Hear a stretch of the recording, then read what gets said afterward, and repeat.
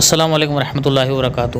حلالہ کیا ہے اس کے بارے میں آپ لگاتار گفتگو سنتے رہتے ہوگے چینل کے اوپر، اسی کے بارے میں بات ہوتی رہتی ہے۔ ایسا لگتا ہے جیسے مسلمان اس دنیا میں صرف حلالہ کرنے اور کروانے کے لیے پیدا ہوئے ہیں۔ مطلب ان چینلوں کو دیکھ کر کے تو آپ کو ایسے محسوس ہوگا کہ مسلمانوں میں تو کچھ اور ہوتا ہی نہیں، نہ کوئی اور کام ہوتا ہے۔ مسلمانوں کو دو تین کام ہوتے ہیں، ایک لفظ جہاد کام ہوتا ہے، ایک ٹرپل طلاق کام ہوتا ہے، ایک حلالہ کام ہوتا ہے۔ بس یہ دو چار مسلمانوں کو کام ہے، باقی اس کے علاوہ تو کوئی کام بھی نہیں ہے مسلمانوں کو، نہ مسلمانوں سے اس کے علاوہ کچھ آتا ہے۔ مطلب ٹی وی چینلز کو دیکھ کر کے آپ کو یہ محسوس ہوتا ہوگا، کیونکہ مسلمانوں کے بارے میں پروپیگنڈا اتنا چلتا رہتا ہے۔ بہرحال اس حلالے کو سمجھتے ہیں کہ اصل میں حلالہ کیا ہے۔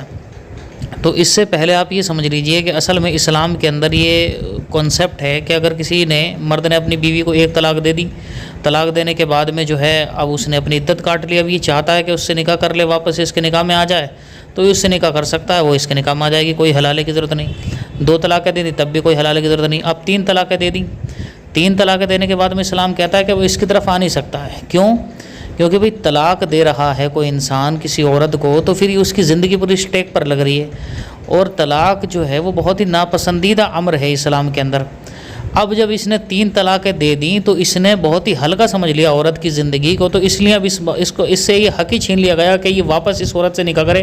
اب اس عورت کو حکم دے دیا کہ جا کسی اور سے جا کر کے نکاح کر لے، ٹھیک ہے۔ اب ہمارے یہاں پر ہمارے علاقے میں تو ایسا ہوتا ہے کہ اب دوسرا نکاح کروانا بیچارے کے لیے ہے بڑا مشکل ہے نا۔ اب یہ اگر آپ عرب کے معاشرے میں چلے جائیں تو وہاں پر پولیگیمی کا سسٹم تھا، ایک آدمی تین چار نکاح کر لیتا تھا آرام سے، تو اس طرح کی دقتیں سامنے نہیں آتی تھی۔ اب یہاں پر جو ہے دقت یہ آ جاتی ہے کہ دوسرے سے نکاح کیسے کرے جا کر کے ایک دم سے۔ تو اب مگر یہ ہے کہ اسلام نے جب تین مرتبہ اس نے طلاق دے دی اس کو، تو عورت کی زندگی کو بڑا اسٹیک پر لگا دیا، اس نے تباہ کر کے ڈال دیا۔ طلاق کھیل رہا ہے اس کے ساتھ میں۔ ارے زندگی مطلب آپ سوچ کر کے دیکھیے کتنا مینٹل ٹارچر پڑتا ہے عورت کی زندگی کے اوپر، جب اس سے بار بار یہی سب آپ کرتے رہو کہ تو یہ طلاق طلاق طلاق۔ تو اس لیے اب اسلام نے اس کو اس کے ساتھ میں رکھنا نہیں چاہا۔ جب اس نے تین بار طلاق دے دی، تین بار طلاق دے دی، تو اس عورت کو حکم دے دیا کہ بھئی جاؤ کسی اور سے نکاح کرو جا کر کے۔ اب اس نے کسی اور سے نکاح کر لیا، ٹھیک ہے، اور نکاح کرنے کے بعد میں کیا ہوا، اس کا پتی مر گیا یا پھر وہ بھی ایسے نکلا اور اس نے بھی اس کو طلاق دے دی۔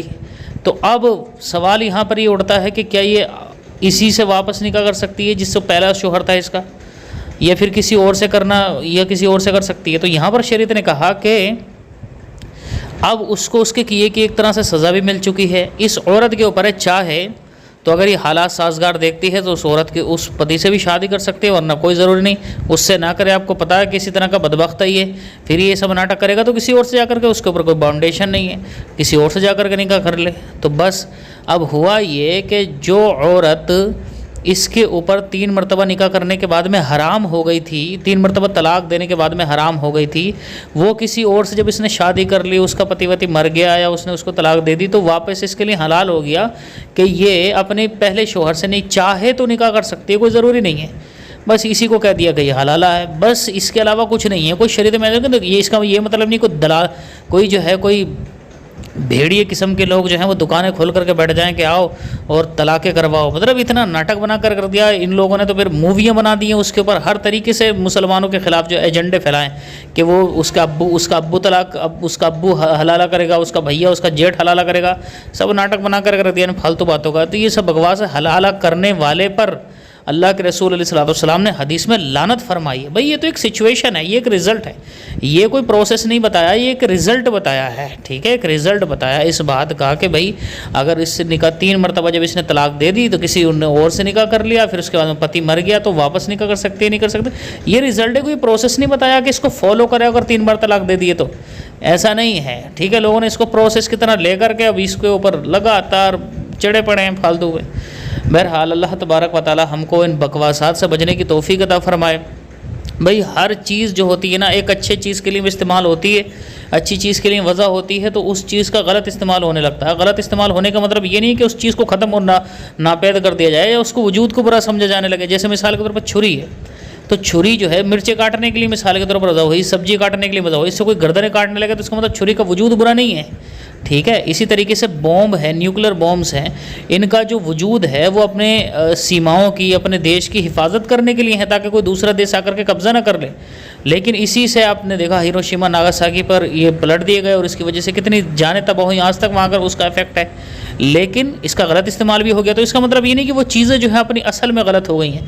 تو بہت ساری چیزیں ہوتی ہیں. اب ایسے ہی اس کا مسئلہ ہے کہ اس چیز کو اگر آپ دھیان سے دیکھو، اس کے کنسیپٹ کو سمجھو آپ، تو اس چیز میں کوئی خباثت دکھائی نہیں دیتی ہے. لیکن اس کا استعمال غلط طریقے سے ہونے لگا ہے، اور غلط طریقے سے استعمال کرنے والے پر اللہ کے رسول نے لعنت فرمائی ہے. بس اس سے کیا کہیں، بس ہو جاتا.